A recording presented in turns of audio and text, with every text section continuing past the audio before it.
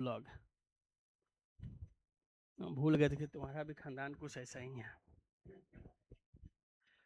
चलिए, तो हेलो नमस्कार, क्या हाल चाल है आप सभी का। स्वागत है आप सभी का प्रोडिजी के इस चैनल पे क्लास 9th एंड 10th। तो आज हम लोग बात करने वाले हैं क्लास 10th का चैप्टर, और वो चैप्टर का नाम क्या है? ट्रांसपोर्टेशन इन ह्यूमन बीइंग, जो कि लाइफ प्रोसेस का एक पार्ट है। हम्म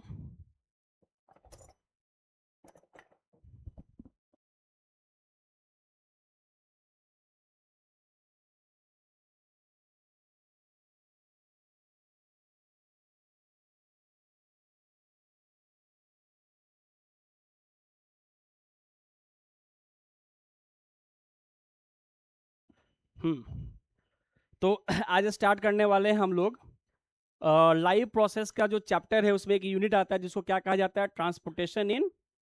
एक्चुअली ट्रांसपोर्टेशन सिर्फ ह्यूमन बीइंग में ही नहीं, हम लोग बात करने वाले हैं कि ट्रांसपोर्टेशन इन प्लांट्स में भी। ठीक है, अब देखो, जैसे कि मैंने क्लास में भी आपको बताया है अभी थोड़ा देर पहले कि जब हम लोग होलोजोई को डिफाइन करते हैं, उसके बाद होलोजोई का क्या आता है? आपका एक स्टेप आता है जिसमें हम लोग 5 स्टेप के बारे में पढ़ते हैं।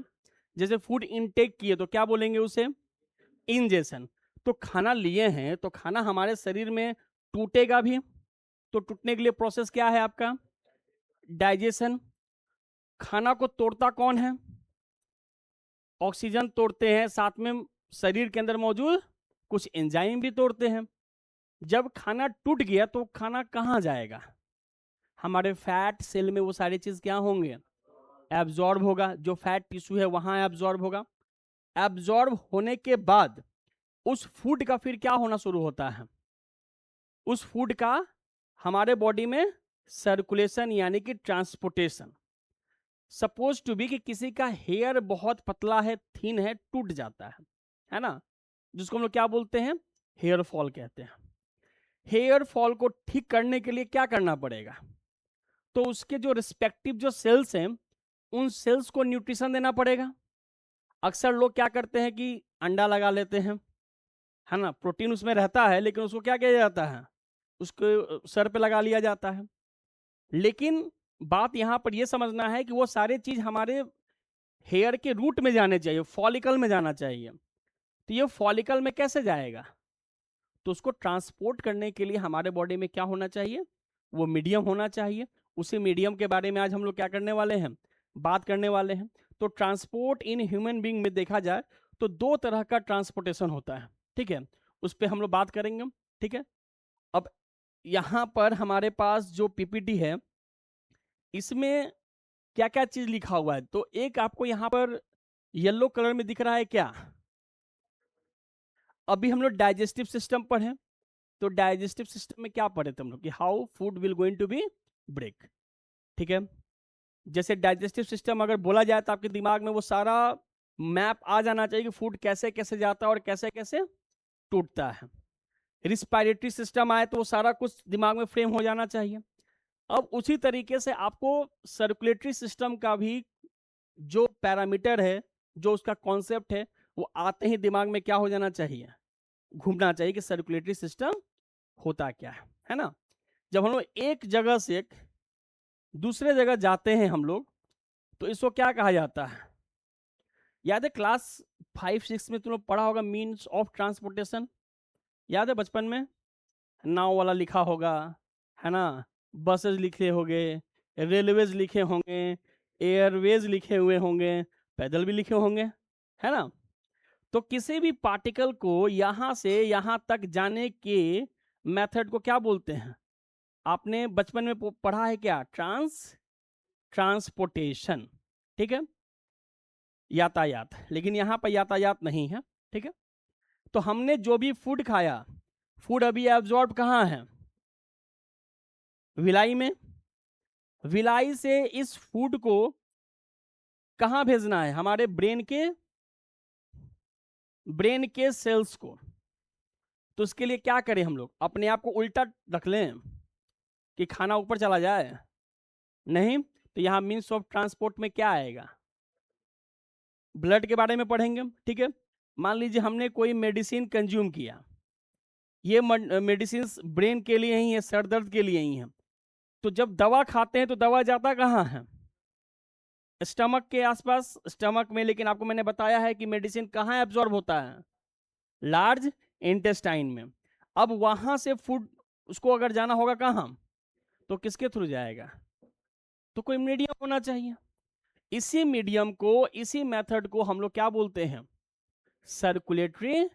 सर्कुलेटरी सिस्टम कहते हैं।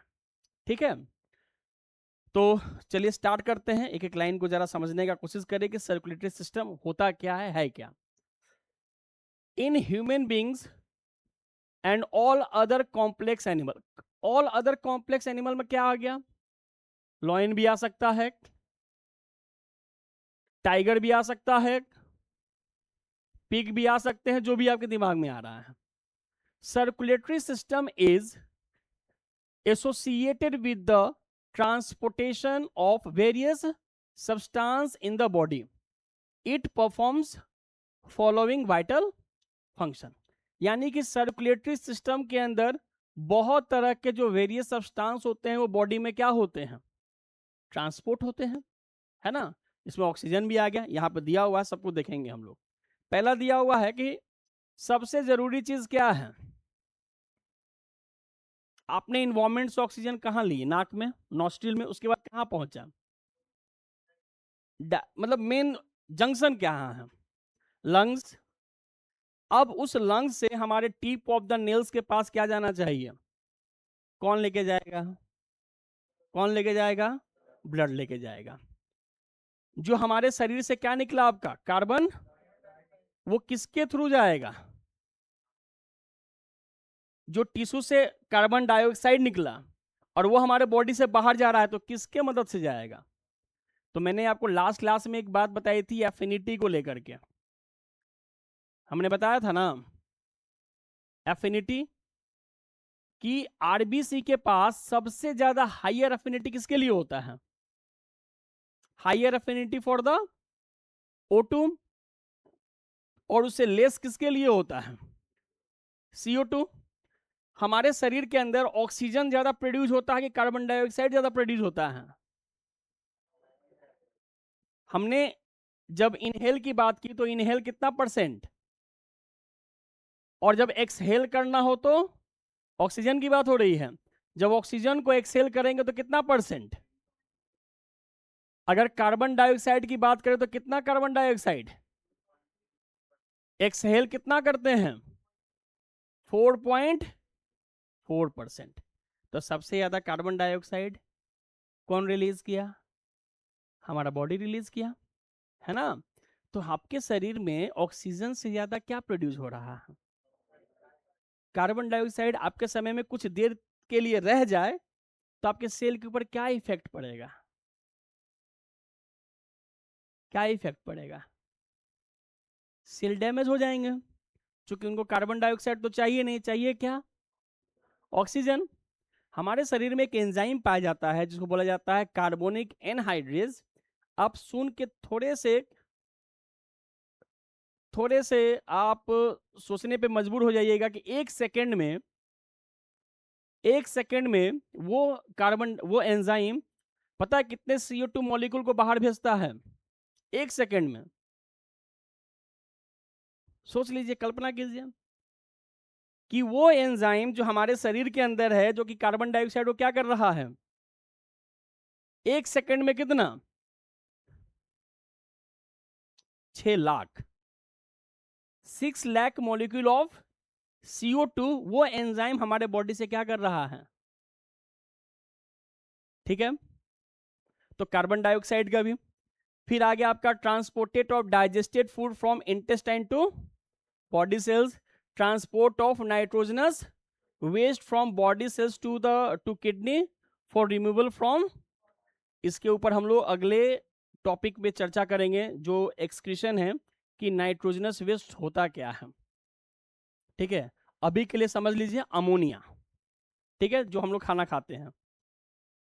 Protection against invading pathogens, healing of the wound by clotting of. इन सब चीज के लिए कौन सा सिस्टम जरूरी है? Protection against invading pathogens. इसका मतलब क्या हुआ कि मान लीजिए कि कुछ बाहर आप लोग खाएं मार्केट में, उसके अंदर मौजूद बैक्टीरिया जो हमारे शरीर के अंदर चला गया, उसको खाएगा कौन? उसके लिए क्या है? तो WBC है ना, वो भी किसके अंदर आपको मिलेगा? ब्लड के अंदर, है ना। मतलब कि आप अपने शरीर को जानते हो कि हम कुछ भी खा लेंगे, उसका व्यवस्था शरीर क्या किए हुए हैं, पहले से सेट किए हुए हैं, ठीक है। जो हमारा उंड है, उंड मतलब घाव, है ना, healing of the wound by clotting of, यानी कि कटता है, मान लीजिए कि एक कट लगा, कट लगने के बाद ब्लड क्या होता है, गिरता है ना। तो क्या ये जब तक डॉक्टर के पास नहीं जाएंगे तब तक गिरता ही रहेगा? एक समय आएगा कि, लेकिन डिपेंड करेगा, इन्हें हाथ काट दिए हैं, इंतजार कर रहे हैं कि सर तो बोले थे कि ब्लड क्या हो जाएगा, रुक जाएगा, ऐसा भी नहीं है, ठीक है। अगर डीप कट होगा तो जाना पड़ेगा डॉक्टर के पास, और अगर डीप कट ज्यादा नहीं है तो थोड़ा देर रुकेंगे, ऑटोमेटिक ब्लड क्या हो जाएगा, रुक जाएगा, ठीक है। तो इन सब चीज के लिए क्या जरूरी है, कौन सा सिस्टम? सर्कुलेटरी सिस्टम जरूरी है, ठीक है। अब इसके कुछ कंपोनेंट्स हैं, कंपोनेंट्स में क्या क्या आ जाएगा? The circulatory medium to carry खाना, oxygen, other substance. Other substance में क्या लिख देंगे हम लोग, कहाँ H2 लिख रहे हैं, क्या लिखा गया है? हॉर्मोन्स हो जाएगा, नाइट्रोजनस वेस्ट भी हो जाएगा, सब इसी में आ जाएगा, ठीक है। सर्कुलेटरी सिस्टम में क्या क्या कंप्राइजेस है? पहला, फिर, ठीक है। यहां पर एक चीज गड़बड़ है इसमें, इसमें बताओ कि इस लाइन में क्या गड़बड़ है, अगर आप पढ़ लिए हैं तो क्या गड़बड़ क्या है उसमें? गड़बड़ क्या है कि लिम्फ को ही हम लोग क्या बोलते हैं, ठीक है, और टिश्यू फ्लूइड को ही क्या बोला जाता है, लिम्फ, ठीक है। और हम गारंटी के साथ कहते हैं कि 99% बच्चे को अगर पूछ दिया जाए कि लिम्फ क्या होता है, वो आसमान देखेगा, क्योंकि उनको पता ही नहीं होता है कि लिम्फ होता क्या है, टिश्यू फ्लूइड होता क्या है, ठीक है। लेकिन जब वहां पर आएंगे तो आपको हम समझाएंगे। जब यहाँ पर लिम्फ दिया हुआ है और ब्लड भी दिया हुआ है, तो ब्लड के लिए क्या है और लिम्फ के लिए क्या है, ठीक है। और जो सबसे इंपॉर्टेंट ऑर्गन है वो है आपका हार्ट, यानी कि हृदय, जिसको बोला गया कि कैसा ऑर्गन है, पंपिंग ऑर्गन है, जो कि ब्लड को क्या करता है, सप्लाई करता है अगेंस्ट द ग्रेविटी, है ना। हार्ट यहाँ है तो सारा ब्लड नीचे ही जा रहा है, सर के पास नहीं आएगा। तो जब अगेंस्ट द ग्रेविटी जब कोई चीज जाएगा तो वहां पर क्या लगेगा, फोर्स लगेगा, प्रेशर लगेगा, है ना। कहा जाता है कि एक नॉर्मल हार्ट को अगर कहाँ रख दिया जाए, जमीन पर रख दिया जाए, और वो धड़क रहा है, उसको पिंच कर दीजिए, तो पता है कहाँ तक ब्लड भेजेगा?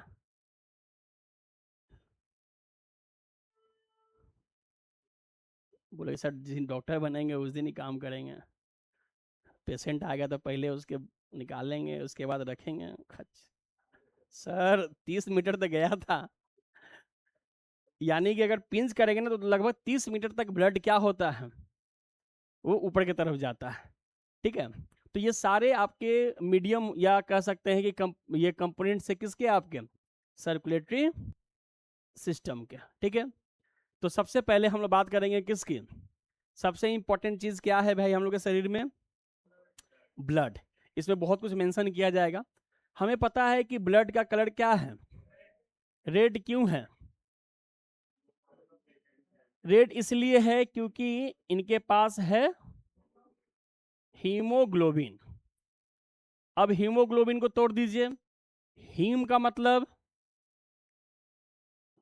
ठंडा, हीम का मतलब आयरन, ग्लोबिन का मतलब प्रोटीन, यानी कि जहां भी हीमोग्लोबिन होगा ब्लड का कलर क्या होगा, रेड होगा, ठीक है। हीमोग्लोबिन का जो नॉर्मल रेंज होता है, ये आप लोग को सबको पता होना चाहिए। नॉर्मल रेंज, तो नॉर्मल रेंज मेल और फीमेल, ठीक है, इन दोनों के लिए ही कहा गया है कि ब्लड की जो रेंज होनी चाहिए हीमोग्लोबिन की, वो होना चाहिए 11 से लेकर के 16 mm ऑफ Hg। जैसे मान लीजिए कोई रिपोर्ट लेकर के आया, दिखाया कि देखो भाई तुम लोग बायोलॉजी पढ़ता है, तुम लोग स्टूडेंट हो, इसमें हीमोग्लोबिन का हमने टेस्ट कराया है और उसमें बताया गया है कि हीमोग्लोबिन के सामने लिख दिया गया है क्या, अब बताओ कि ये नॉर्मल है या फिर नॉर्मल से कम है। रिपोर्ट देख लोगे, कुछ नहीं करोगे तो 5 रुपया में कम से कम रिपोर्ट तो देख सकता है तुम लोग, ठीक है। तो जो नॉर्मल रेंज होना चाहिए वो कितना होना चाहिए, ठीक है, यानी कि खून शरीर में है। अब आप बताइए कि मान लीजिए किसी का हीमोग्लोबिन है 18 mm ऑफ Hg, इसका मतलब होता है मिलीमीटर ऑफ मरकरी, है ना, क्योंकि मरकरी रूम टेम्परेचर पे क्या होता है, लिक्विड, ठीक है। अब सोचिए कि मान लीजिए किसी का है 18 mm ऑफ Hg, ठीक है,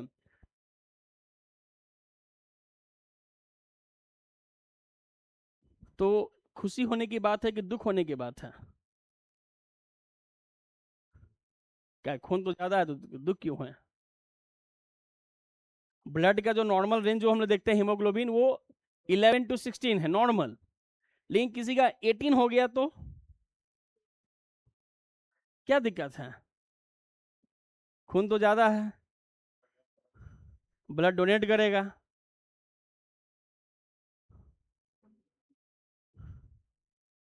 कम होने पर तो दिक्कत है ही, लेकिन ज्यादा हो गया तो क्या दिक्कत है, कोई भी बताइए लोग, ज्यादा होने से क्या दिक्कत है।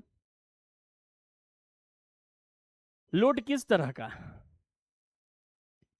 जिसका ये अगर रिपोर्ट आया 17, 18, 19 जो भी, तो ये खुश होना नहीं है कि बॉडी में ब्लड क्या है, दुखी होने की बात है, क्योंकि यहाँ पे ब्लड की जो थिकनेस है वो क्या हो जाएगी, अरे बढ़ जाएगी, है ना, ब्लड की थिकनेस क्या हो जाएगी, बढ़ जाएगी,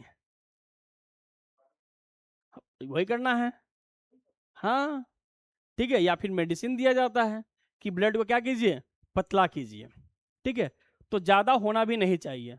तो ब्लड का कलर जो रेड है किसके वजह से, कॉकरोच में क्या हीमोग्लोबिन होगा, करेक्ट, ठीक है। इनको हम लोग क्या बोलते हैं, फ्लूइड कनेक्टिव टिश्यू। इसमें एक चीज ऐड करना होगा, ये इन्हें क्या कहते हैं हम लोग, फॉल्स फ्लूइड कनेक्टिव टिश्यू, ये फॉल्स फ्लूइड कनेक्टिव टिश्यू है, ठीक है। क्यों, बहुत सारे सेल मिलके क्या बनाते हैं, टिश्यू, बहुत सारा टिश्यू मिलके क्या बना देगा, ब्लड ऑर्गन बनाता है, सुने हैं कि ब्लड कोई ऑर्गन बनाया, नहीं, इसीलिए क्या कहा जाता है, false fluid connective tissue. The fluid matrix of blood is called plasma.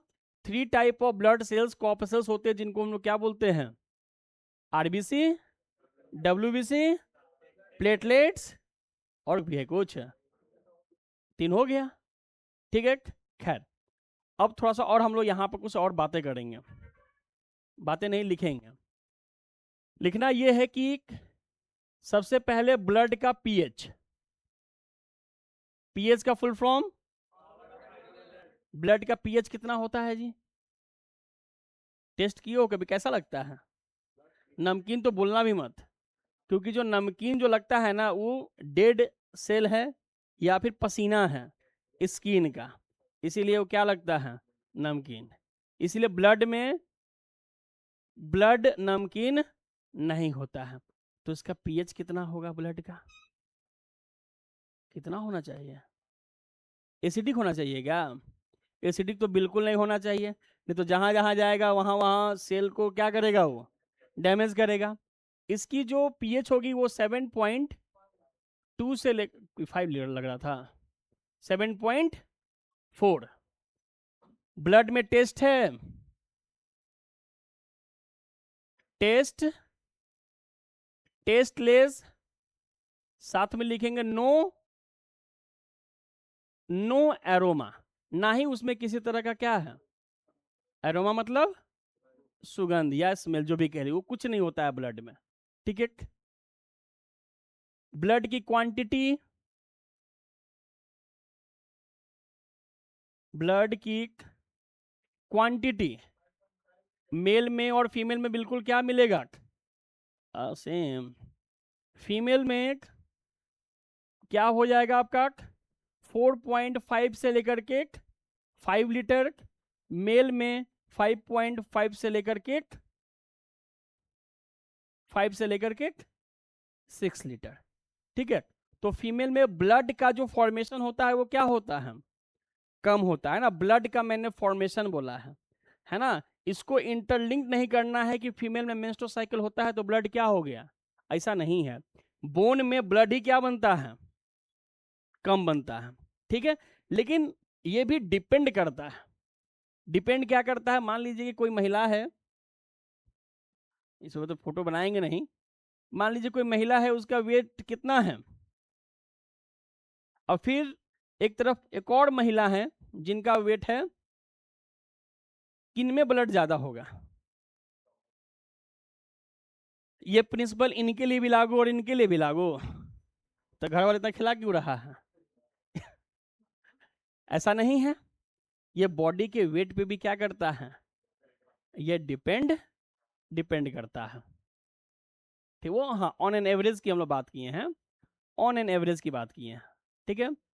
Blood का कोई लाइफ स्पैन होता है, ब्लड का लाइफ स्पैन नहीं होता, आरबीसी का लाइफ स्पैन होता है ना। इसलिए ब्लड डोनेट करने के बीच में कितने महीने का गैप, 6 महीना, बस बहुत ज़्यादा हो गया है ना।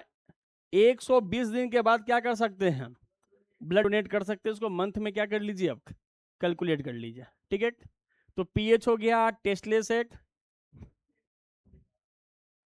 ब्लड का फॉर्मेशन कहाँ होता है, ब्लड का फॉर्मेशन होगा बोन मैरो। समझते हैं बोन मैरो क्या होता है, क्या होता है।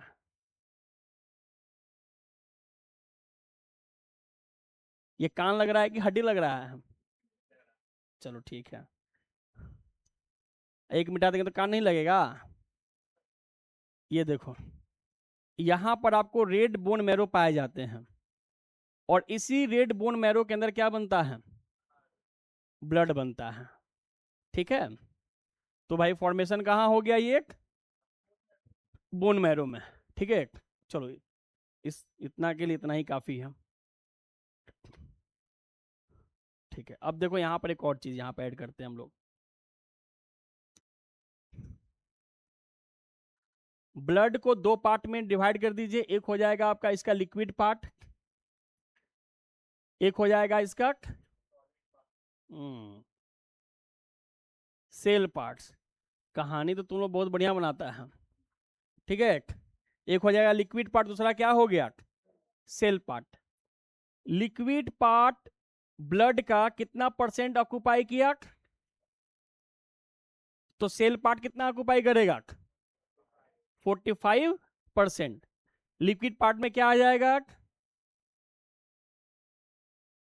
प्लाज्मा, यानी कि जो कटने के बाद जो खून गिरता है, जो लिक्विड गिर रहा है वो क्या है, और उस प्लाज्मा के अंदर क्या मिलेंगे,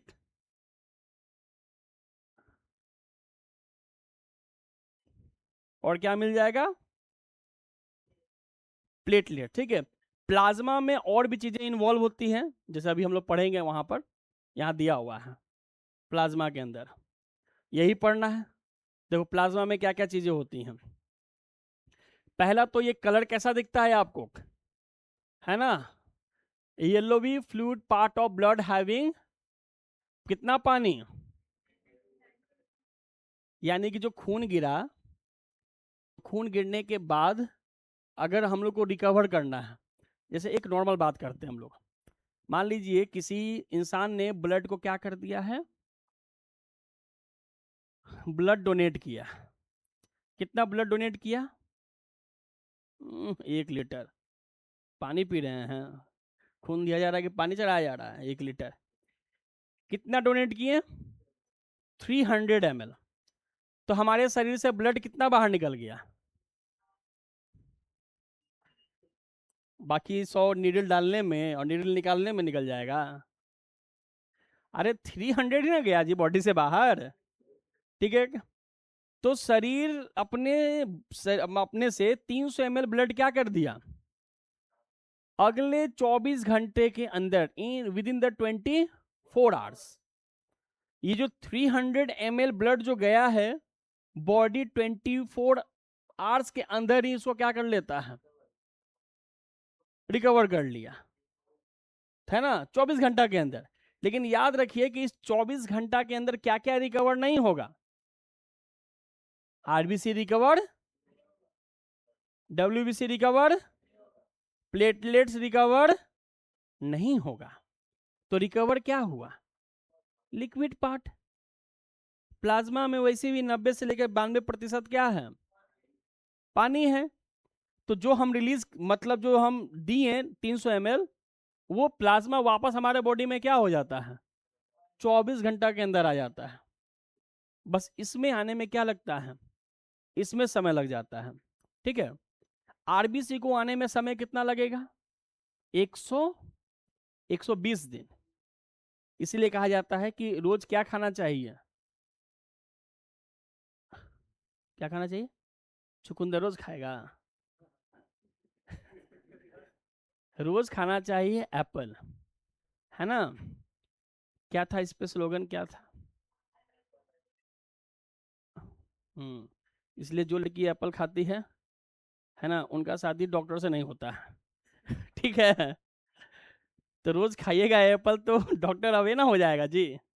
खैर, तो एप्पल खाने से क्या होता है ना कि हमारे बॉडी के अंदर आरबीसी का जो मैचुरेशन होता है ना, वो क्या होता है? बहुत फास्ट हो जाता है। चलो जरा प्लाज्मा के बारे में देख ले क्या क्या दिया हुआ है। प्लाज्मा प्रोटीन मेनली इसमें क्या होगा? एल्बुमिन, फिर क्या होगा? फिर क्या होगा? फिब्रिनो, ठीक है। अब एक चीज तुम लोग से हम पूछते हैं, इसका जवाब देना। नर्व्स दिखता है ना। इस नर्व्स में जो वेन वगैरह है या फिर आर्टरी वगैरह है, यहां पर प्रेस करते हैं तो ब्लड बाहर कहीं नहीं गिर जाता है। तो पाइप जैसा हम प्रेशर डालें तो यहां से ब्लड क्यों नहीं बाहर जाता है? रुक तो जाता है, लेकिन वो वहां से बाहर क्यों नहीं निकलता, वो हम पूछ रहे हैं। ऐसा थोड़ी है। ब्लड वेसल्स में तो है ना, कैपिलरीज में। कैपिलरीज में तो ब्लड क्या होता है? बाहर निकलता ही है। तो कैपिलरी में ब्लड तो रहता है, कुछ डिफ्यूज होकर बाहर भी निकलता है, तो पूरा क्यों नहीं निकल जाता है?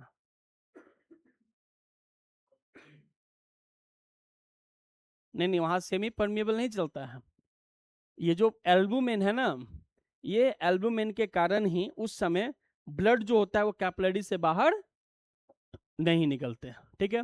ग्लोब्यूलिन्स हो गया। ये जो फिब्रिनोजेन है, आगे हम लोग पढ़ेंगे कि ये हमारे बॉडी में आगे जाकर के ये किसका पार्ट हो जाता है? डब्ल्यूबीसी का। और प्लाज्मा में क्या है आपके द्वारा खाया हुआ? जैसे में, जैसे में, जैसे में, जैसे में, ठीक है। साथ में रिस्पायरेटरी क्या होंगे? जैसे में, जैसे में, ठीक है। कुछ एक्सक्रीटरी प्रोडक्ट जो हमारे बॉडी से बाहर चले जाते हैं, उसमें पहला क्या आ जाएगा? फिर क्या आ जाएगा? फिर क्या आ जाएगा? फिर क्या आ जाएगा? कैरेटिनिन, ठीक ना। ये सब हमारे बॉडी के क्या है? एक्सक्रीटरी प्रोडक्ट है। तो इनको भी किडनी से लार्ज इंटेस्टाइन में ले जाने के लिए किसका जरूरत पड़ेगा? तो ये सब चीजें प्लाज्मा के अंदर होंगी। साथ में इनके अंदर क्या पाया जाएगा? मिनरल आयन, जैसे क्या होगा? जैसे मैग्नीशियम, ई बोलो, ई बोलो, ई बोलो, ई बोलो। हाँ, लेकिन ये जानते हो ये हमारे बॉडी में बाइकार्बोनेट के तौर पे पढ़ा जाता है, ठीक है, बाइकार्बोनेट के फॉर्म में पढ़ा जाता है, ठीक है। और साथ में ये क्या हो गया, क्या हो गया, PO4, बोलो ना, ऑक्सीडाइज, क्या होगा, क्या होगा, पोलो, है ना। पोटेशियम हाइड्रोक्साइड, ये कब रिलीज होता है, ये सब रिलीज होते हैं आपके जब एक्सक्रीशन जब निकलता है तब। अरे OH उसमें K भी रहना चाहिए, है ना, KOH भी रहना चाहिए, है ना, तब उसको पोटेशियम हाइड्रोक्साइड कहेंगे, ठीक है। तो यहाँ पर KOH ये रिलीज करता है आपका किडनी, ठीक है। ये सारे होने चाहिए। साथ में क्या दिया हुआ है, एंजाइम, हार्मोन और एंटीबॉडीज, ये लड़ते हैं फाइट अगेंस्ट डिजीज। यानी कि एक प्लाज्मा में इतना कुछ होता है, ठीक है। अब ब्लड कॉर्पसेल्स में क्या क्या आ जाएगा, ऑक्सीजन को ट्रांसपोर्ट कौन करेगा, उसी को क्या बोलते हैं फिर, डिजीज से लड़ेगा कौन, उसी को क्या बोलते हैं, ब्लड क्लॉटिंग का काम कौन करेगा। आगे बात समझ में, ठीक है, कोई दिक्कत, कोई दिक्कत नहीं। अब यहाँ पर थोड़ा सा ध्यान समझो, इसको एक्सप्लोर करके बताया गया है आरबीसी का, है ना, आरबीसी के थोड़ा देखो। Transport of oxygen and carbon dioxide किसके थ्रू, इसके अंदर क्या मौजूद है, हीमोग्लोबिन, ठीक है। तो इसके पास आरबीसी हैव रिस्पायरेटरी और ऑक्सीजन कैरिंग पिगमेंट, जिसको क्या बोलते हैं, ठीक है। Haemoglobin readily combines with oxygen, तो क्या बोलेंगे उसको हम लोग, इसको शॉर्ट फॉर्म में कैसे लिख दें, O2HB, है ना। तो हीमोग्लोबिन बाइंड हुआ किससे, उसे क्या कह दिए, तो पूरे जितने भी ब्लड का हमारे जो टिश्यू हैं उसमें क्या जा रहा होता है, उसके बदले में फिर क्या आएगा, उसके लिए दिया हुआ है कार्बा एमिनो, ऑक्सीजन के साथ बाइंड किया तो, और अगर कार्बन डाइऑक्साइड के साथ बाइंड किया तो, लिखा हुआ है नीचे, ठीक है। हाँ, अब इसमें कुछ नहीं है, हाँ पढ़ लिया, ठीक है। उसके बाद दिया हुआ है ये किसके बारे में, एक चीज यहां पर लिख ले हम लोग, आरबीसी का अमाउंट जो ब्लड में होता है कितना होता है जी, 5 million in 1 mm³ of Hg। इसको ध्यान से समझना कि 1 mm³ ऑफ Hg का मतलब हो गया ये एक छोटा सा बॉक्स, इस छोटे से बॉक्स में जितना ब्लड गया उसमें आरबीसी की संख्याएं कितनी हैं, 5 मिलियन। अब सोचो कि जो 300 ml ब्लड डोनेट किया है उसके अंदर कितना आरबीसी बॉडी से बाहर चला गया, उसका कैलकुलेशन क्या करेंगे। ब्लड डोनेट करने के बाद उनको क्यों रसगुल्ला खिलाया जाता है या फिर वो चीज दिया जाता है जिससे उनको इंस्टेंट एनर्जी मिले, क्योंकि शरीर से क्या निकल चुका है, ब्लड के साथ साथ कितना मिलियंस क्या निकल गया आपका, आरबीसी। और आरबीसी निकल गया तो ऑक्सीजन के साथ बाइंड कौन करेगा फिर, अभी तो उसको आने में क्या लगेगा, समय लगेगा ना। आ रही बात समझ में।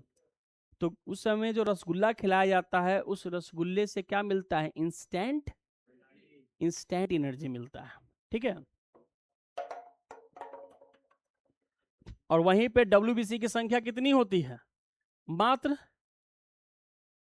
8,000 से लेकर के 10,000, इसकी संख्या मात्र इतनी ही है।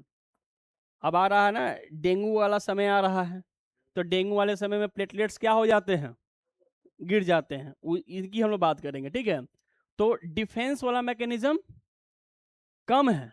तो बायोलॉजी का एक गोल्डन रूल क्या है कि जिसकी जितनी इंपॉर्टेंस होती है उसका परसेंटेज क्या होता है, उतना ही कम होता है ना।